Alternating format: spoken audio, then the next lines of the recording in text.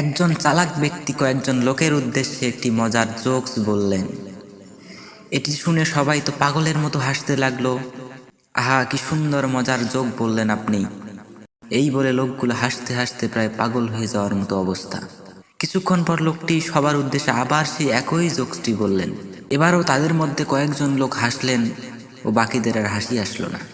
পর সেই চালাক ব্যক্তি একই জোকস বারবার বলতে লাগলেন। শেষে এমন অবস্থা হলো যে সে বারবার একই জোক শুনে আর হাসার মতো কেউ থাকলো না। এবার তিনি মুচকি হাসি হাসলেন এবং সবার উদ্দেশ্যে বললেন, দেখো, তোমরা এই একই জোকস বারবার শুনে যদি হাসতেই না পারো, তাহলে কেন তোমরা জীবনে পাওয়া কোনো একটা কষ্টের জন্য দিনের পর দিন রাতের পর রাত কাঁদতে থাকো?